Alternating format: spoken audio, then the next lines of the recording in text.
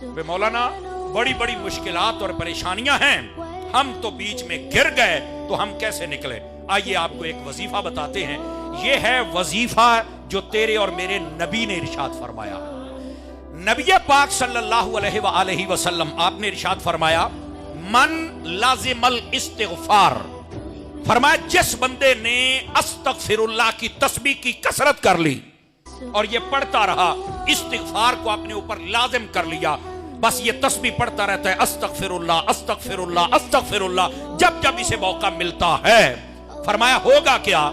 फरमाया पहला अल्लाह ताला इस पर फजल ये फरमाएगा कि अल्लाह रब्बुल इज्जत फर्रजल्लाहु मिन कुल्li दैक़ि मखरजा, अल्लाह ताला इस बंदे को हर किस्म की मुश्किल में से निकलने के लिए अपनी रहमत के साथ रास्ता अता फरमा देगा।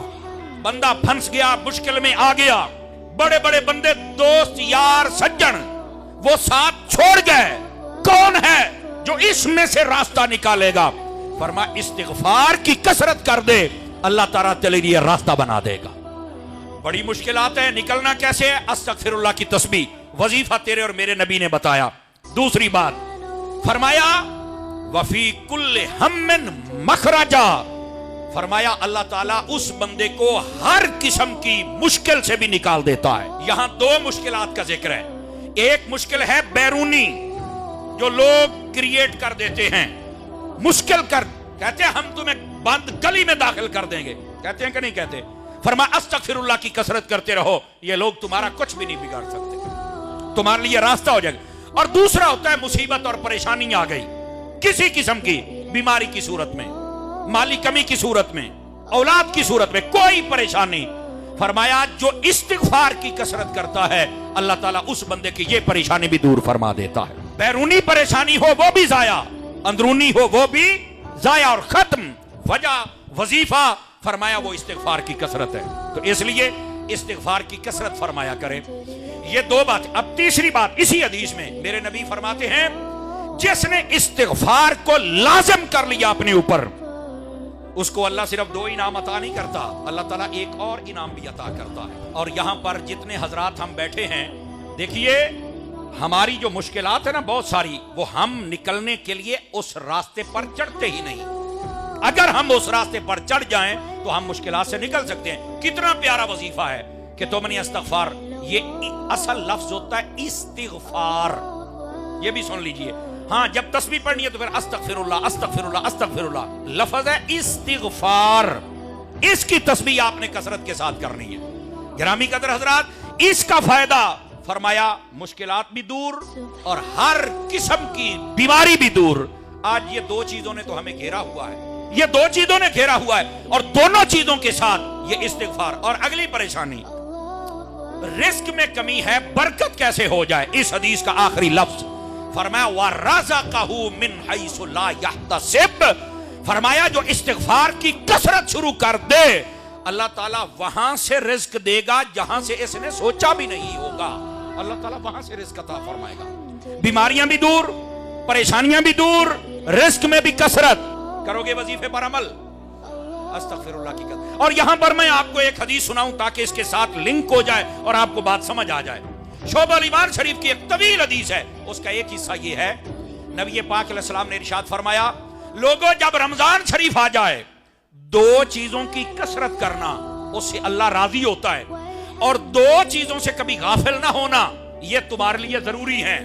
पूछा गया या रसूल अल्लाह वो दो चीजें कौन सी हैं जिनसे अल्लाह राजी होता है? फरमाया एक ला इलाहा इल्लल्लाह की तस्बीह करना और दूसरा अस्तगफिरुल्लाह की तस्बीह करना। यह शोबुल ईमान शरीफ की हदीस है। गिरामी कदर हजरात, इससे अल्लाह राजी होता है और यह रमजान शरीफ का वजीफा है, किसी मौलवी और पीर का बताया हुआ नहीं, यह मेरे महबूबे पाक का बताया हुआ वजीफा है। और दो चीजें फरमाया कभी उनसे गाफिल ना होना, यह तुम्हारे लिए जरूरी है। हुजूर वो कौन कौन सी हैं? फरमाया एक अपने रब से जन्नत मांगते रहना। मैंने क्या कहा? अपने रब से जन्नत मांगते रहना।